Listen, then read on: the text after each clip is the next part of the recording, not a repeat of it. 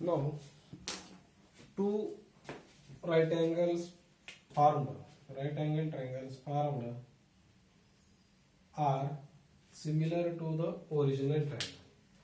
Now, next, given. What is the given? In right angled triangle ABC, त्रिकोण ABC या काटकोन त्रिकोणामध्ये काय, which is the segment BD is perpendicular to hypotenuse, which is the hypotenuse AC, and A dash D dash C. AC का BD हा perpendicular drawn कशावर केला आपण, हायपोटेन्युसवर, आणि म्हणून इथं A, D आणि C हे these three are collinear points. Therefore, now second, given to prove, what will to prove that तयार झालेले नवीन काटकोन त्रिकोण कोणते, first is triangle ADB similar to original ABC, similar to original triangle ABC. Number second, BDC किंवा DBC, second triangle DBC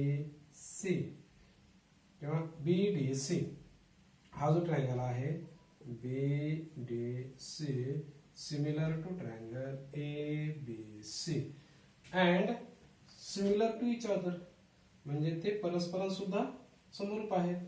triangle ADB similar to triangle BDC, similar to triangle BDC. Now, how to prove this theorem?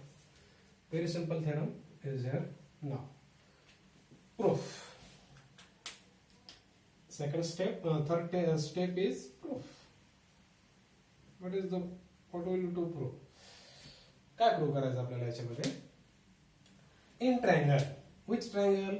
In triangle ADB and triangle ABC, which things are similar in these two triangles? Now, how to find out these two things which are similar to or congruent to both the triangles? म्हणजे एखादी गोष्ट अशी आहे का की ही triangle ADB आणि triangle ABC या दोघांमध्ये सारखी आहे किंवा कॉमन आहे, इक्वल आहे असे. First is angle. Which angle? Angle ADB is a 90 degree angle. हा 90चा अँगल आहे. Angle ADB congruent to angle ABC याच्या पुढे, कारण each of 90 degree, and second is angle DAB किंवा BAD congruent to angle BAC, and हा जो कोन A आहे हा दोघांचा कॉमन अँगल आहे. कसला आहे? कॉमन अँगल आहे एक. हा दोन्ही त्रिकोणाचा BAD म्हणजे या ADB चा हा तोच A अँगल आणि BAC चा जर विचार केला तरी तोच अँगल आहे. आणि देअरफॉर जर एका त्रिकोणाचे दोन कोन हे दुसऱ्या त्रिकोणाच्या दोन संगत कोनाशी एकरूप असतील तर काय म्हणता येईल, तर triangle ADB similar to triangle ABC in which test? AA test म्हणजे पहिलं सत्य किंवा पहिलं टू प्रूव्ह आपल्याला या ठिकाणी मिळालेलं आहे. हे झालं नंबर 1. नंबर 2 काय? Number 2 second, in triangle BDC and triangle ABC. आता दुसरा लहान त्रिकोण म्हणजे BDC हा आणि मोठा त्रिकोण ABC यांच्यामध्ये काय काय सारखं आहे असंच अगदी हा अँगल कोणता डीच angle BDC congruent to angle ABC आणि याच्या पुढे कारण each of 90 डिग्री प्रत्येकाचं माप 90 अंश आहे. Second in triangle BCD congruent to triangle ACB आणि याच्या पुढे काय कारण कॉमन अँगल याच्या पुढे काय कारण आहे कॉमन अँगल आणि therefore जर एका त्रिकोणाचे दोन कोन दुसऱ्या त्रिकोणाच्या दोन संगत कोनाशी एकरूप असतील तर ते दोन त्रिकोण समरूप असतात म्हणजे triangle BDC similar to triangle ABC in which test AA test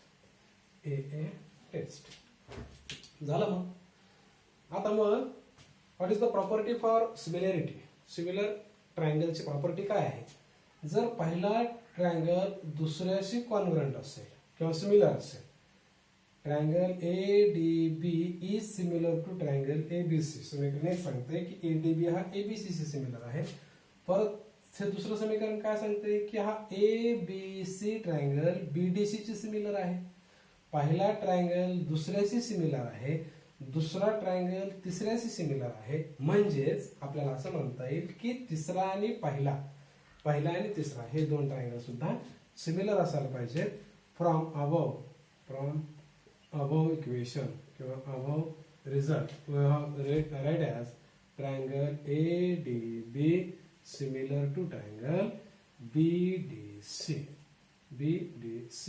याच्या पुढे आपण फ्रॉम इक्वेशन 1 and 2 असं म्हणू याला 2 म्हणून आणि इक्वेशन 1 असं झालं तर याचा प्रूफ इथपर्यंत संपला पण if these two triangles are similar जर दिलेले हे किंवा तयार झालेले हे जे नवीन दोन ट्रायंगल्स आहेत हे जर सिमिलर असतील तर पुढे काय तर हे जर सिमिलर असतील तर यांच्या साइड्स म्हणजे यांच्या बाजू साइड्स आर इन प्रपोर्शन म्हणजे याच्या संगत बाजू कशा असायला पाहिजे प्रमाणात असायला पाहिजे मग जर समजा ह्याची मी AD बाजू घेतली तर याची कोणती BD येईल म्हणजेच AD जसे BD बरोबर आहे काय बरोबर आहे आणि इथं जर आपण याची BD बाजू घेतली DB म्हणजेच BD तर याची काय होईल याची बाजू येईल DC याच्या पुढे कारण काय लिहायचं कशामुळे हे असं लिहिता आलं corresponding sides for similar triangle म्हणजे काय त्या समरूप त्रिकोणाच्या संगत बाजू या प्रमाणात असतात म्हणून याला आपल्याला अशा पद्धतीने मांडता येतं किंवा लिहिता येतं आणि मग जर याचं क्रॉस मल्टिप्लिकेशन आपण केलं तर इथं काय होईल BD into BD square and here is AD into DC काय केलं इथं आपण क्रॉस मल्टिप्लिकेशन केलंय तिरकस गुणाकार केलाय तिरकस गुणाकार केल्यानंतर आपल्याला हा रिझल्ट मिळाला we got a result BD square is equal to AD into DC and it is called a geometric mean theorem.